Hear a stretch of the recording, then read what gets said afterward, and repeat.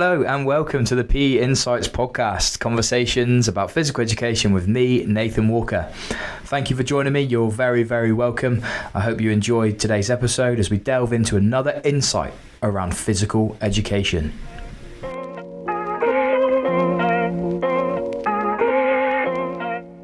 Hello, welcome back everyone, PE Insights podcast. Another episode for you today. Really exciting episode this one. I've been waiting to chat to Ash Casey for a long time, and the recent news of him becoming a Professor of Physical Education and Pedagogy, there's not a better opportunity to speak to Ash. So very grateful for Ash jumping on and having a conversation with me.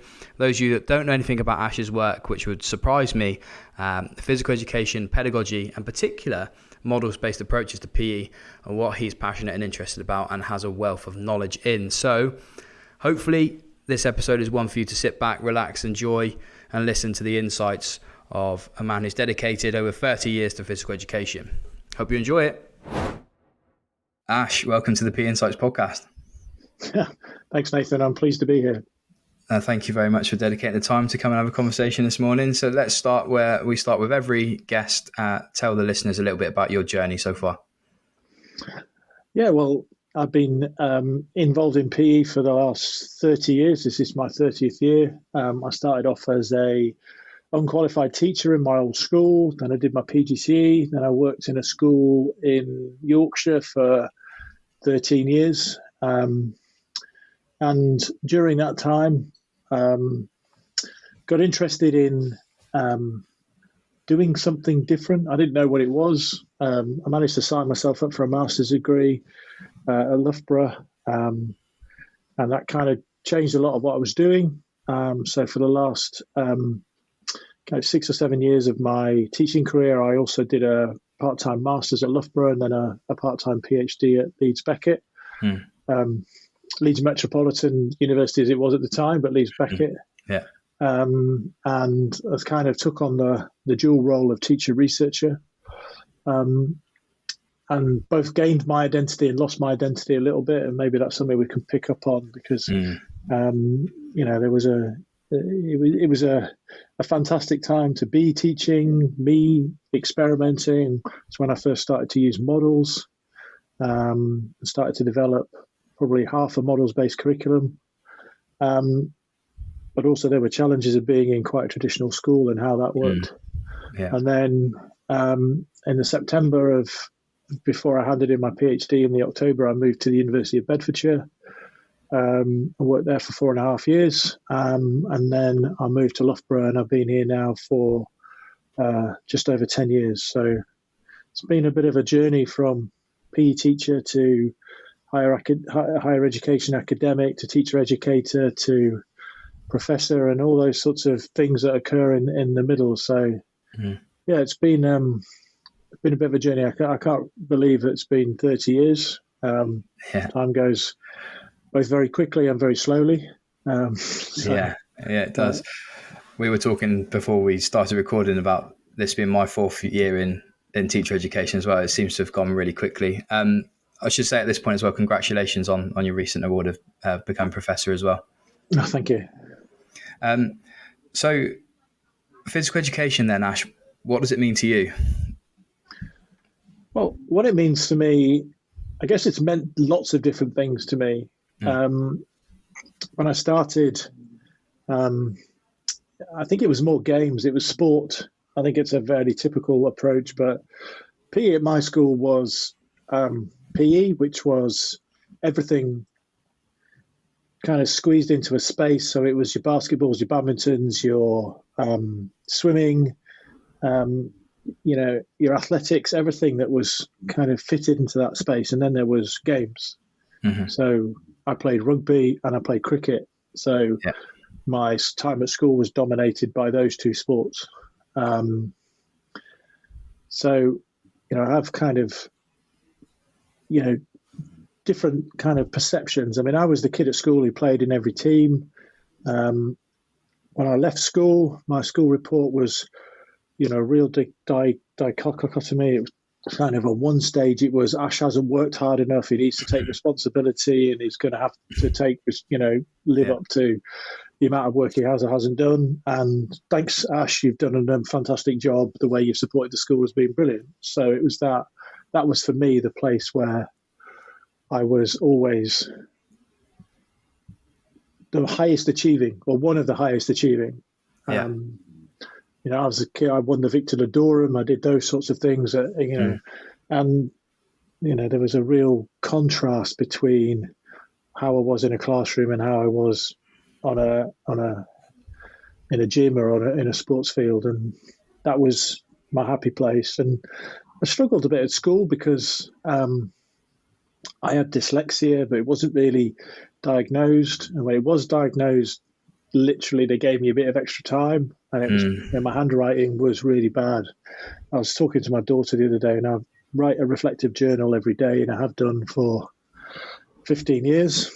And it's since I started in higher education, and until about 2012, it's all my writing is in capital letters. Wow. So I was in my 30s. She's 18 now. She was born, and they see this position where it just shifts, where I just suddenly started to write in lowercase. But I had to write in uppercase because no one could read my handwriting because it was so bad. So I got into a habit of writing, and I got stuck in that habit. So PE for me was a happy place, and it was a place where I was successful. But it was very traditional, very dominated by team games and sports and techniques and the how to do things. And because I was quite good at the how to do things, I did well. And I didn't really understand anything else. And when I became a teacher, I replicated that. I became, had a bit of a tempestuous relationship with my head of PE at school. Sometimes when I was doing well and doing what he, then it was good. And sometimes when I wasn't, it wasn't. But I still kind of grew up to be like him and the other teachers within the school. And that's how I taught for the first part of my career. And I loved it. I loved PE. I loved teaching. And the more I did it, the more I, developed relationships with young people, the more I could support them, mentor them. And that was a really important aspect of it. But it was always the sporty kids. And then I was been teaching for a while, and this was before I started my master's research. And I met a kid who was the nicest kid, but the most uncoordinated, couldn't throw, couldn't catch. Right. And we went through school, and he would get, we had a system at school where you get A to E. A was your highest ability, E was your lowest ability, and 1 to 5. 1 was your best and effort, and 5 was your worst effort. And all the way through, this kid got E1 all the way through. Really applied himself, really nice kid, fantastic, but couldn't do what we had there. And he didn't play rugby, couldn't play tennis, couldn't do gym, do those sorts of things.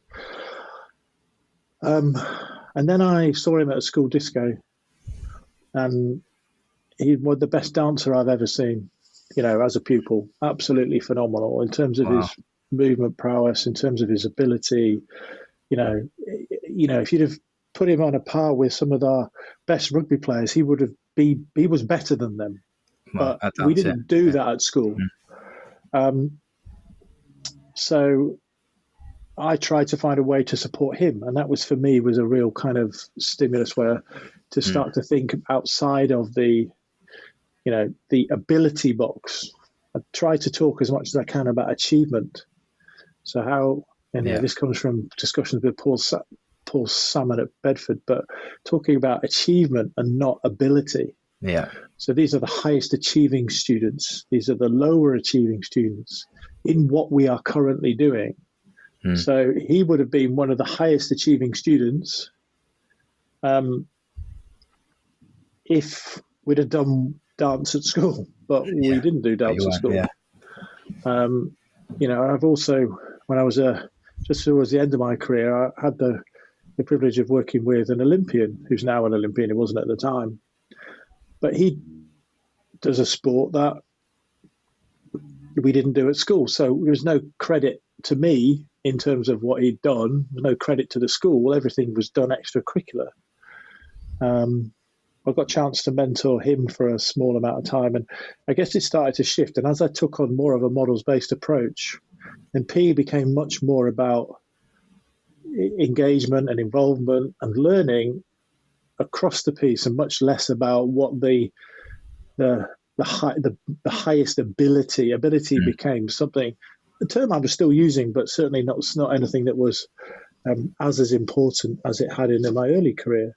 Yeah. And then I started to look at different domains of learning and how we can encourage students in different ways.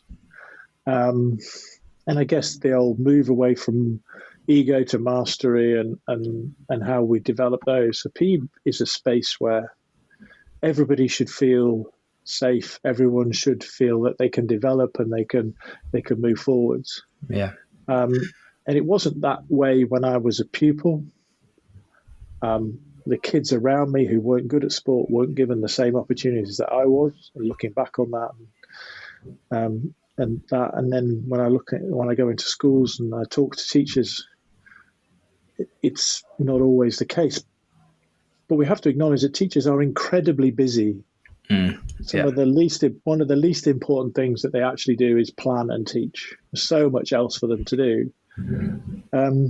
So why not go back to what you're familiar with? Why not go to your comfort zone? Because you've got real challenges around you in terms of what's happening in schools. And your role as a form tutor or a head of department or a year head or your own career and where you're aspiring doesn't necessarily mean that your teaching needs to be or is given the amount of time that it needs to be given in order to do some of the things that we'd all like to do. Yeah. What led you to models then, Ash? Or what's inspired you the most in terms of your developing practice in using models-based? So the first unit I did on my master's degree, it was a master's degree in physical education. It was at Loughborough. It was part-time. I signed up with it kind of by chance. I met a guy the summer before. We were working on kids camps, and he was, really very different to me. I was the kind of stereotypical teacher. He was atypical in as much as he really had already got beyond ability and beyond sport and was much more in terms of the honesty, awareness, responsibility of young people and how holistically we can support them. And he was actually had started a master's degree at Loughborough, and we were at the end of the course, and I was kind of like, I need to do something. And I felt that I'd not done as well at school or university as I could have done, and I felt that I wasn't quite as bad at education as my A-level results and GCSE results might suggest. Yeah. So I stood up and just said I was going to do a master's degree, and I was going to sign up for it, and I did. I signed up for it. And I think it was probably a shock to a few people. I know what that feels like. I was watching an Irish comedian the other day. He was talking about, you being in Egypt and how in Egypt was a thing that could change. Yeah.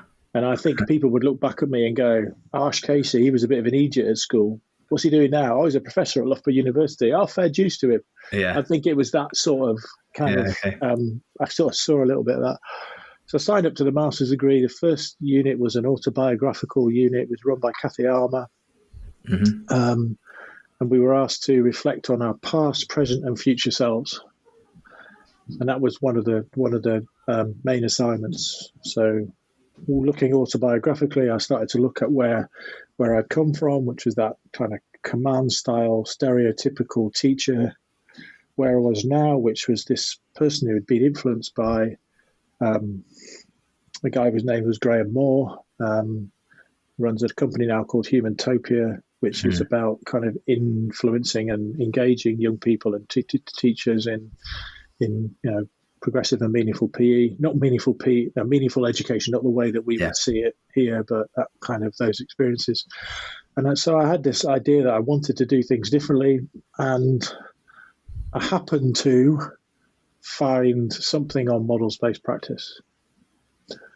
And I can't even remember how. We went down to the library and we were looking at stuff, and we picked up journals and we were asked to sort through them. I can't remember the actual moment, but at some point I discovered pedagogical models, probably instructional models at the time. Maybe I picked up Metzler's book. It may have been. I picked up something by David Kirk, or I might have picked up, one of the journals and seen a practitioner piece. I remember one of the first things I did was a piece by Gary Kitchen on cricket and sport education. That was one of the first models I used. And that was it. So I decided that was a possible future for me. I just connected with the ideas really well. They seemed to fit with it.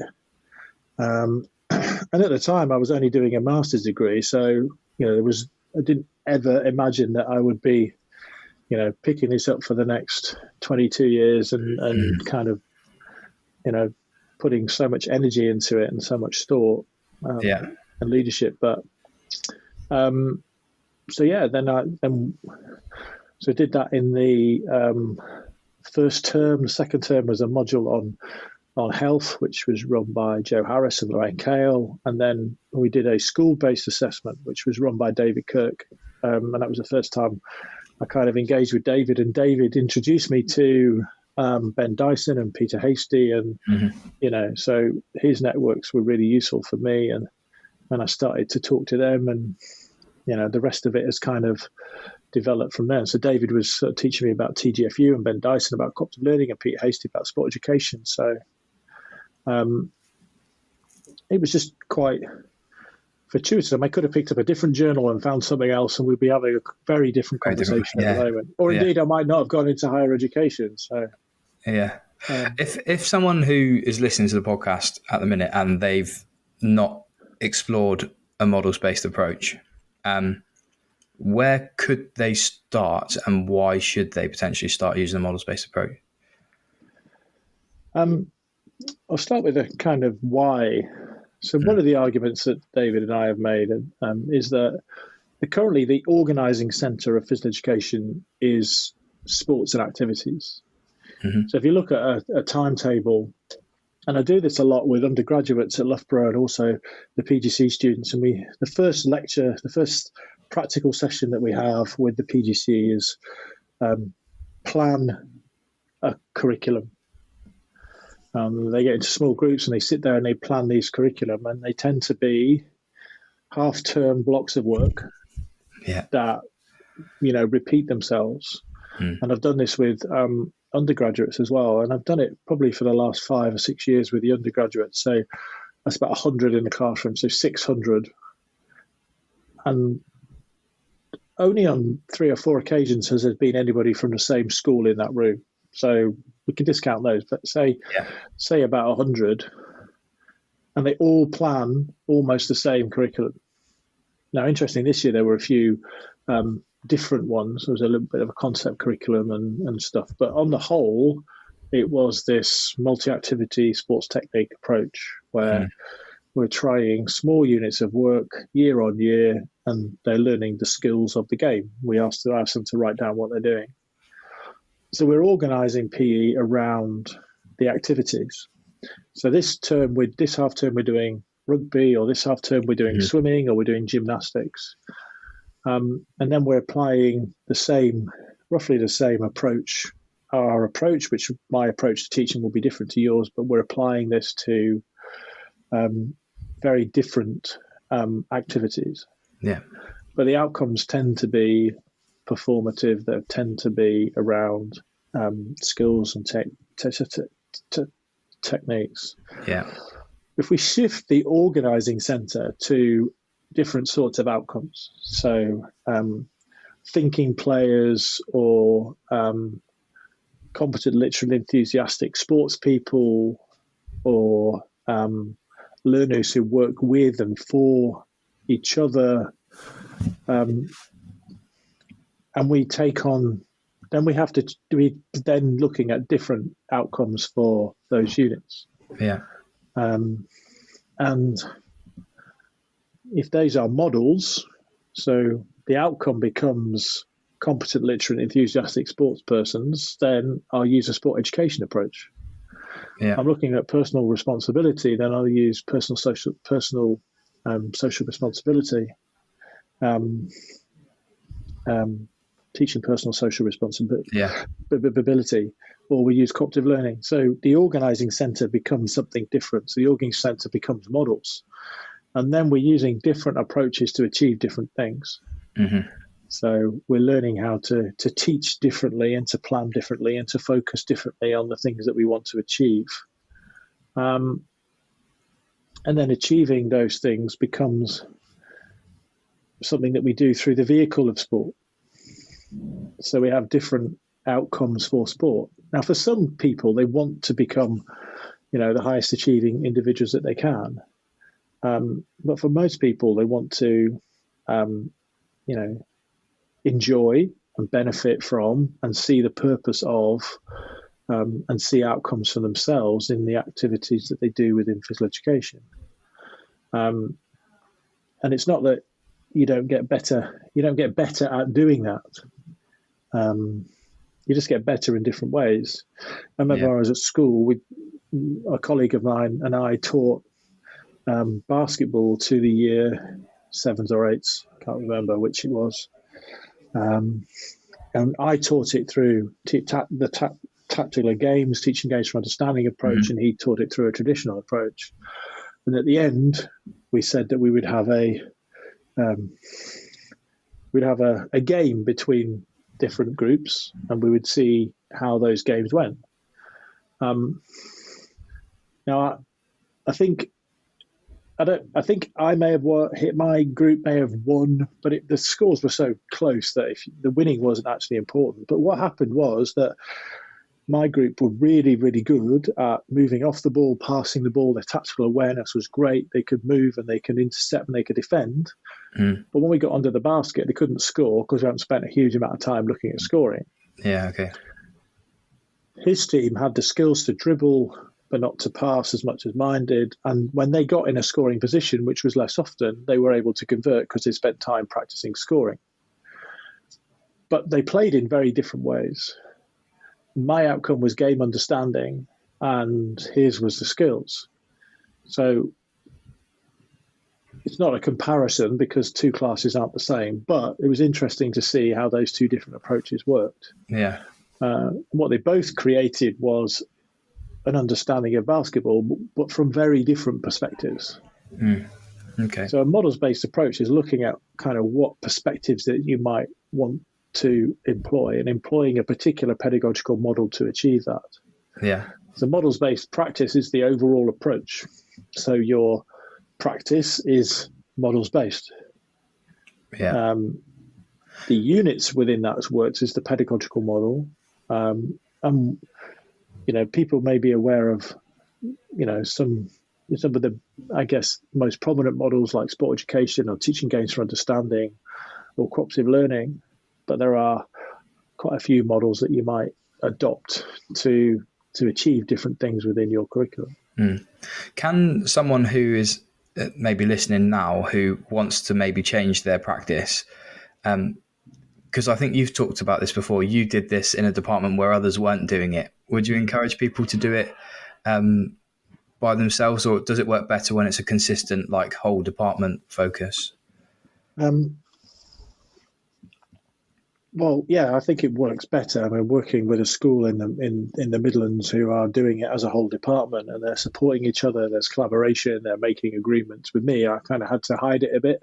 I had to do it in my own lessons where I taught on my own. And it took quite a while for the other members of the department to accept that it was happening. They didn't adopt it themselves.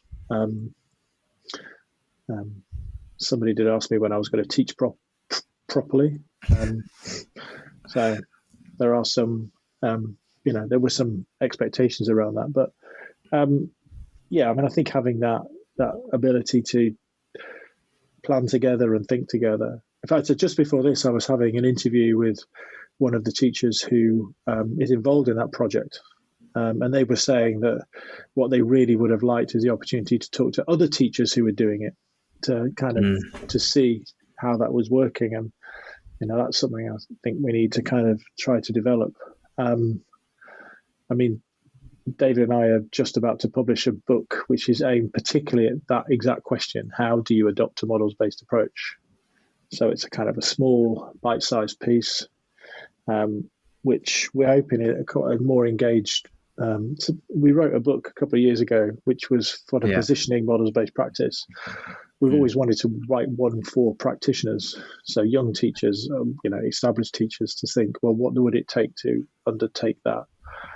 We do talk in that book about, other stakeholders and how parents and pupils and senior leaders and other teachers within the department are really important in terms of how you develop a models-based approach, but also how you explain to them what this form of PE is, what it looks like, because we get it a lot where parents, and with particularly those with older children who were of the same age, who went through PE maybe 2 or 3 years previously and recognized it as games. When you change it to models, they want to know when they're going to play football.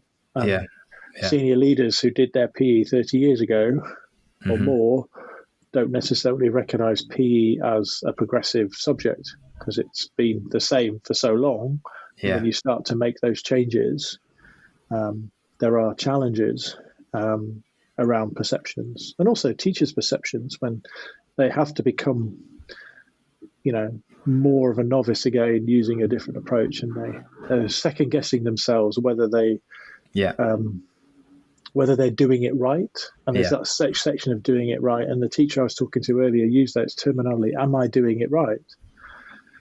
And I guess there's no right or wrong, but there's probably a more right and a more wrong. Or wrong way. Yeah, absolutely. So it's, I often signpost our students to the book that you and David wrote on models-based practice, because it is, or models-based approach, because it is a resource for them to reflect on their own practice really, really well. And that and the paper that you wrote with Tim about unlearning, there's quite a tension to change the way you've done things, isn't there? And you do feel uncomfortable, but it's just being able to justify it. And I guess justifying is the hardest part. Yeah. I mean, you've got to justify it to yourself first. Yeah.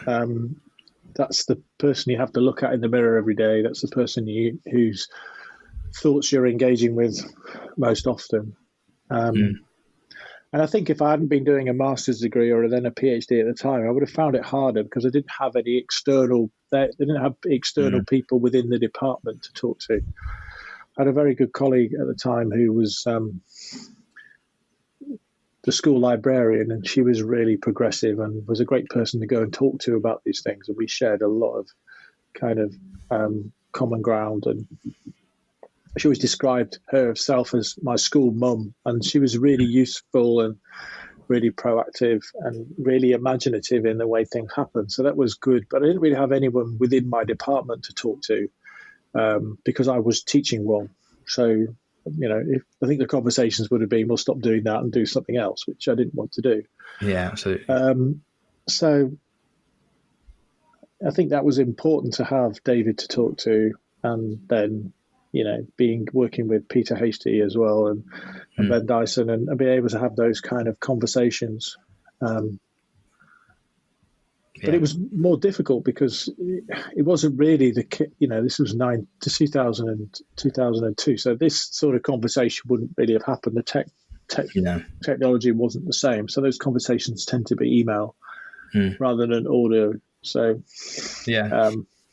I was, and the piece you said about the more right way and the more wrong way is quite interesting, because Gary Kinchin, who you said you used his sport education sequence, the cricket sport education sequence that he did a while back, he often talks about people doing like a cafeteria version of a model. So they'll go and kind of pick the best bits of an approach that kind of fit their sort of needs or the context that they're in. Where do you stand on that?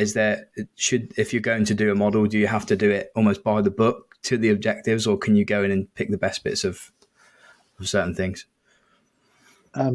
So I've written this before, and I've never actually had a conversation with Gary about it, but I'm not sure that idea of cafeteria and watered down were necessarily useful from a teaching perspective. I think they were useful from a research perspective to understand what was actually happening, which is one of the reasons why Pete Hasty and I talked about model fidelity. It was about, if you're talking about models in research, how do we know what's actually being done in research?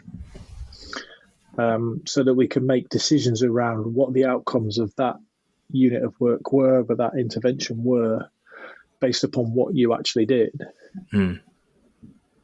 But when you talk about it from a teaching perspective, I think we have to be more aspirational. That is a watered down approach to sport education better than a multi-activity sports technique approach where the unit and the focus is all on skills? Yeah. Is it involving more young people? Are the different roles? I mean, I think if it's so watered down that it doesn't really represent the main idea of sport education, which David and I would say is to be competent, literate and enthusiastic sports people. If you're trying to do that, and the way that that's happening, the kind of the critical elements of that are things like festivity and enduring teams and pre-season and post-season and roles other than that a performer. So if you're not doing that and you've watered it down so much that literally all you're doing is having a tournament across the 6 weeks of 6 weeks of a unit of work, then that's not sport education. Now you can call that whatever you want. Yeah. You can call it a sport education unit, but it's not really doing what Seed and Top imagined it to do. It's not creating, literate, enthusiastic, competent sports people. But if you are doing those things, you are meeting the main idea, but you're not taking on, the full model, then, or you actually need time to learn about it. So one of the things I'm learning from this research project with this school, we're now in their third year of doing a models-based approach, and I'm currently writing up the first year of that, and hope to sort of begin to, bring that. I'm going to present that at ICEP in Finland in a month. Then they're having to learn multiple models, which is a challenge, and they're uncertain whether they are doing it right. But they're certainly working diligently and hard to do this as best as they can, and they're trying to follow the main ideas. Now, you could argue they're taking a cafeteria approach where they're picking the bits that are important, but there's a genuine desire and interest to use sport education, to try to remain true to sport education. They're questioning themselves whether they're getting it right or wrong. But they're not doing, and nor should they do, in my opinion, the full model. They're doing what fits into their curriculum. So they've decided to do it six models in a year. So they're still following that kind of 6 blocks of work, but they're moving from model to model. So you could argue that Seed and Top's expectation was that it would take like 18 to 20 lessons. Full season, Well, they're not doing 18 to 20 lessons, but they are doing so much of what the model allows them to do.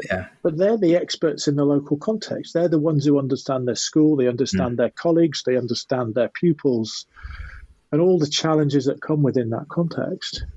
And they're doing what they think is best at the moment. And they're trying to evolve that and change that year on year. They may never achieve or never wish to achieve the full model, but they are, beginning to develop a real expertise and understanding of how these approaches are using. And some of them are using them in different ways, and some of them are being inspired and challenged by them in different ways. But there's a staff there that are working for the best interests of the kids in their school. Yeah. And they see a models-based approach as a new organising centre for physical education. Brilliant. Yeah, that's really good, and that's the most important thing, isn't it? That it's right for their learners in front of them, and I think an awareness of the approaches and then your interpretation is really important. So thanks for clarifying that. If we move away from models just briefly, then you're in physical teacher education at Loughborough. You work with hundreds of PE trainees every year. We're not up to hundreds at the moment, but well, yes. Not up to hundreds, but over. Let's think about that previously.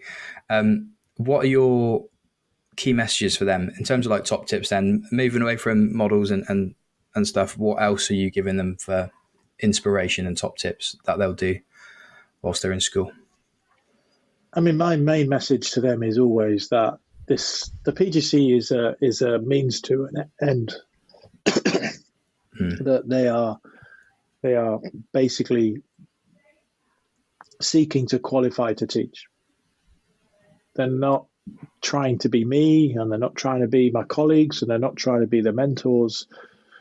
They're trying to be themselves, and they're trying to have an idea of what type of teacher they want to be. And sometimes that's being proactive, and that's sort of, being adventurous and trying different things. And sometimes that's being, reactive, and sometimes it's being, I don't want to say defensive, but looking after themselves and making sure that they're able to do the things that they have to do in order to pass.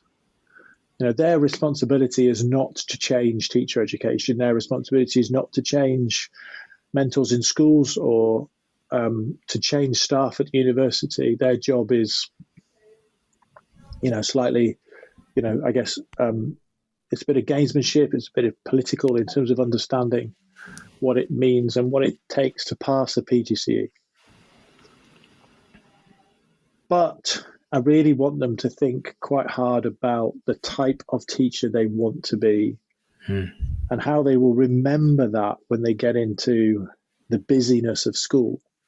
Yeah. And how they will remember that in 3 or 4 years' time when they've had a lot of influence from other people, the way that the school wants to teach, the way that their colleagues want them to teach, the way that they find easiest to teach. So trying to think about, who do I want to be? And when I'm in a position of power, which they're not in a position of power at all when they're in a school, or even when they're in a university.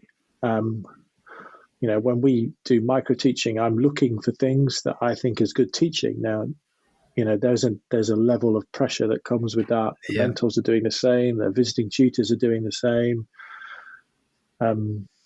Ofsted may do the same. So there's things that they have to be very aware of in terms of the challenges in school. But who do they want to be as a teacher? Are they inspired by models-based practice, and how will they take that on in the future? Are they uninspired by models-based practice, which is fine? It's not, there is no one way of teaching. Yeah. But how do they develop that? How do they develop their social justice? How do they understand how different pupils are within a school and within PE? And how do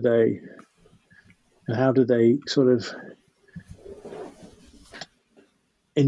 maintain the integrity of their own beliefs and maintain their own willingness to support young people whilst looking after themselves? I mean, in the time I've been program lead at Loughborough, we've actually reduced our contact time with the students because it was massively onerous.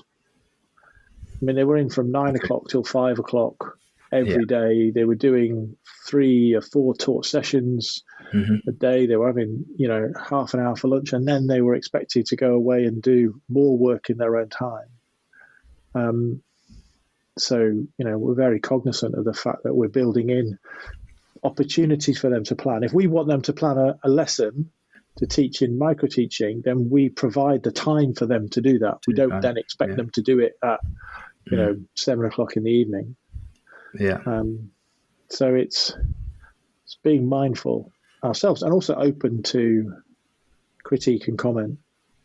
And it's always an interesting one, because one year they'll ask us not to do something, so we agree and we don't do it. And then the next year they say, well, why didn't you do that? They want it, yeah. And so they never benefit from, well, they do sometimes, because they say, could we do this? And we manage to do it next time we have them. But most of the time we're making changes for the next year. Yeah, the feedback loop, yeah. Yeah, so...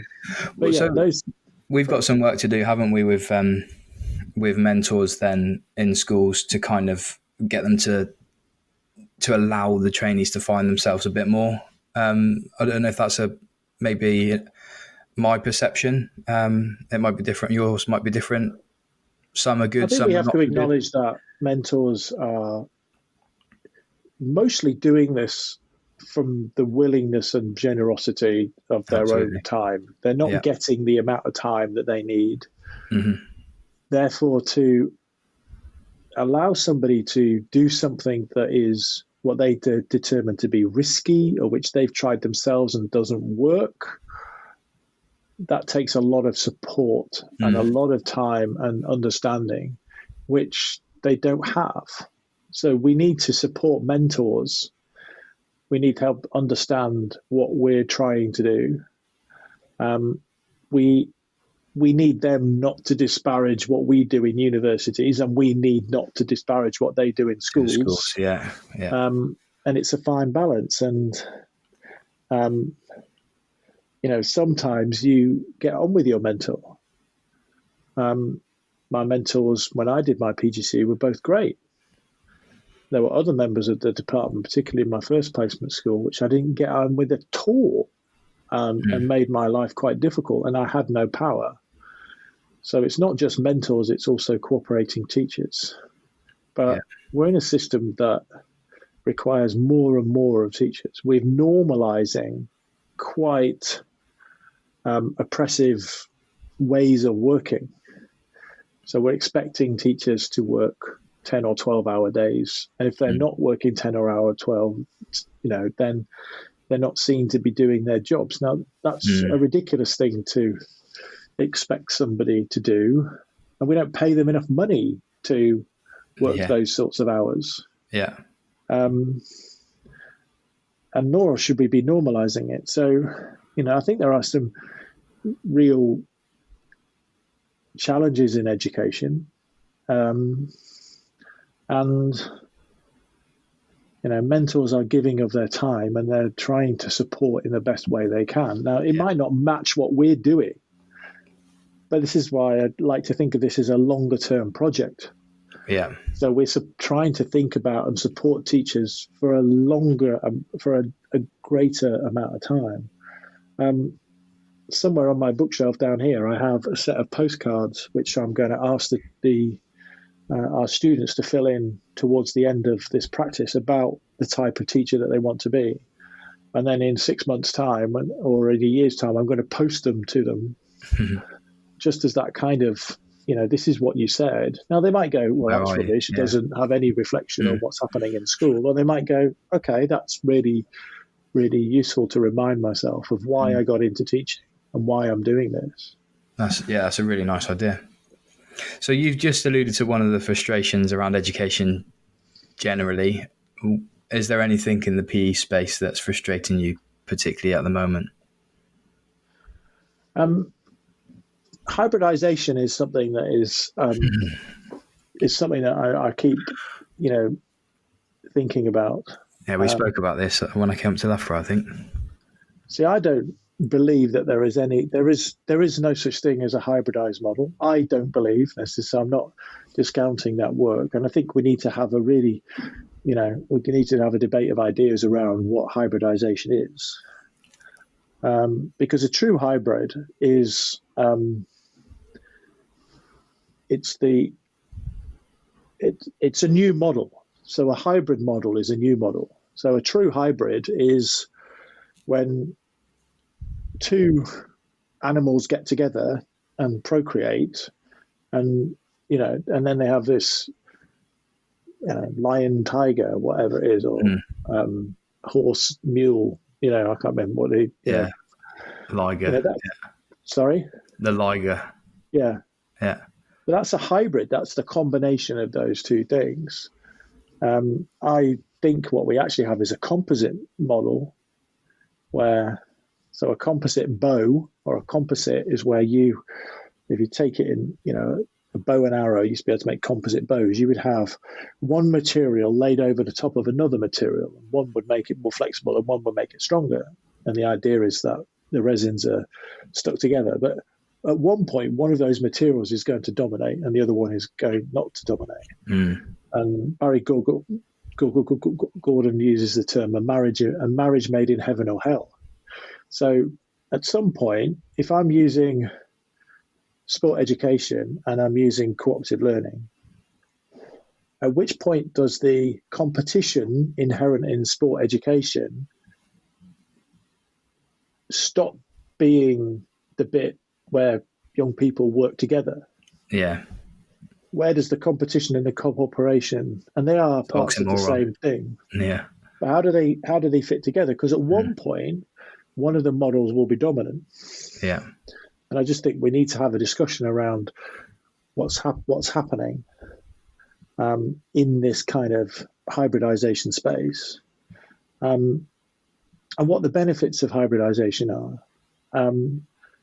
And unfortunately, one of the best hybrids was Sport for Peace, but I've even spoken to the authors. The late Kathy Ennis never wrote anything down as far as she probably did, but I can't get access to it. And I've talked to co-authors of that paper, and Kathy had all the materials because I'd really like to look at what that looked like as a hybrid. So I guess that's one of my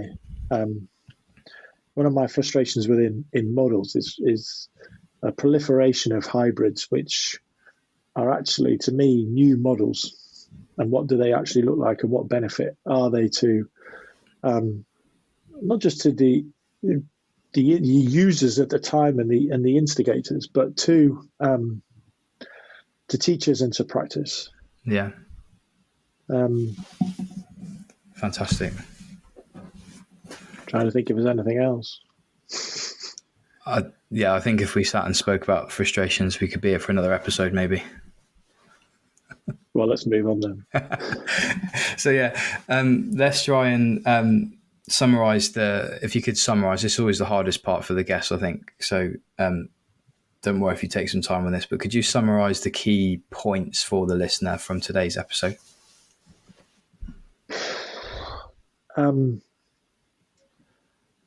I guess to me that physical education isn't a thing. It's not. We've done a lot of work in models looking at capitalization and proper nouns and some of the verbs and nouns and physical education is not a thing. We can't define it as something, and we can't define our place within it as a static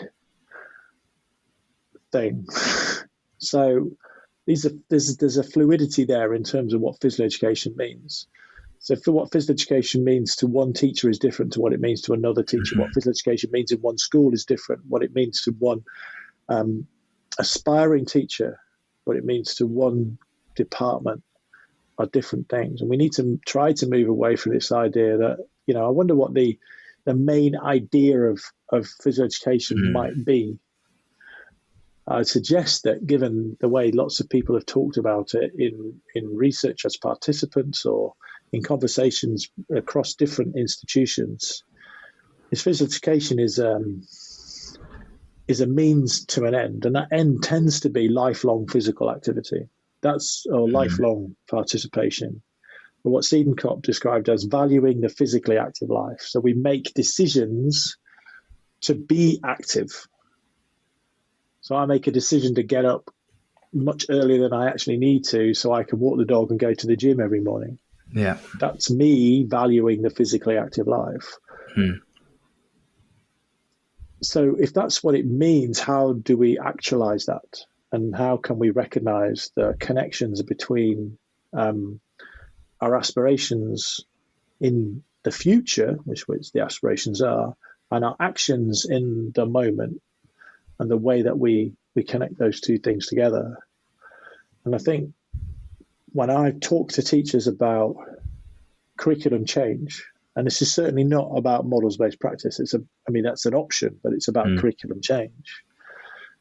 I ask them to write down what their non-negotiables are. So what are the things in their PE curriculum that absolutely have to happen for them to consider it to be successful? And how does their current program allow that to happen, or facilitate that happening? And do their pupils understand that those are the main outcomes? Those are the non-negotiables. And then I ask them to write down the things that have to take place within PE for them to feel that it's PE. And different schools write down different things. And then we look at their current curriculum and what their map looks like. Yeah. And we have conversations around how they can, explicitly where are these non-negotiables occurring within their curriculum. And I've never been with a school that basically mapped everything across. They're able to say, well, this is doing this, and I think this is doing this, and I don't know what that's doing. Those sorts of conversations. That then becomes a vehicle to talk about what physical education is within that school. But physical education is a different thing. It's a changing thing. It's a malleable thing. But it's been very, very fixed. So when we talk about modelling, so models-based practice, we've used the idea of modelling as a verb. So we take a block of clay and we form it around what's happening within the spaces that we have. Yeah. Rather than this thing that we pick up and we drop into schools. Like Lego blocks, yeah. So one of my frustrations, to go back, are these standardized schemes of work that schools are purchasing or developing because it's a box that they have to tick. Right. When Ofsted come in, they want to see the schemes of work, which loses the functionality and that malleability of PE and what it means in different spaces. And it also does it over the long term. If I have this model which I move from year to year, then there's no way of moving or influencing or changing that. So a group of learners that I get in year 7, it becomes what Hal Lawson talks about, which is the industrial school model. So kids come in at the age of 11 and they get on this conveyor belt and they get fitted with these things that they need, and then they get moved into year 8 and then they get fitted with a few more things, but they're not actually ready for those things because they haven't developed the right slots to put these extra pair of wings into space, or whatever. Yeah. They fall off, but then they move into the next one, and then they have to start their GCSEs, and then they move through at different paces. And I guess I'm an example of someone who didn't do that very well within education itself. I mean, I did it better than many people. I need to be mindful of that because I did my GCSEs, and then I did my A-levels, and then I did my degree. It's not like I moved through. I just didn't do maybe as well as I could. Other people didn't get their qualifications at 16. I was talking to my son today. One of his friends started the wrong course and then had to go back a year. Now, that takes a huge amount of courage to go back a year and start your course again. But in some respects, you might see that individual as a failure. Well, I'd see that person as a real success. Absolutely, yeah. I mean, one of the people who influenced me in my PhD was a guy called Stephen Brookfield, who does a lot of work in adult learning. And he wrote somewhere that when he looks at somebody's CV, because he wants for employing them, he's not looking for a smooth run. He's looking for bumps in the road where they've had to, overcome things and undertake challenges. So, I guess coming back to it, the summary is that we need to treat physical education in a much more rounded and holistic way. and much less as a thing that takes place in different schools in the same way. Absolutely. Yeah. Thank you so much, Ash. That was fascinating, and your expertise and experience are absolutely invaluable. And I hope that all the listeners of today's episode have really enjoyed your insights. So thanks for spending the hour to have a conversation with me. Well, thanks for the opportunity. I think I'm going to have to stop doing podcasts now for a little bit of time, because people are going to get bored of what I have to say. So You've done a few in quick succession, haven't you? Yeah. This is my second in 3 weeks, so hopefully I'm not boring anybody. No, well, you certainly haven't bored me, so I'm sure the listeners won't be bored as well. So thank you. Thanks once again. Congratulations once again. And hopefully I'll see you. Well done on this podcast. It's always great to have different voices. And well done on 4 years in higher education. It's flown by. It has flown by. Thank you very much. Hopefully see you at maybe a sandpit again at some point in the future, perhaps. Yeah, hoping to do one here at Loughborough in about 8 months or 9 months' time. But there is supposed to be another one happening in the summer, but I'm not sure we've got to advertising that yet. It's not me, it's somebody else. Okay. All right. Thank you very much, Ash. All right. Cheers, Nathan. All the best. Bye. Cheers.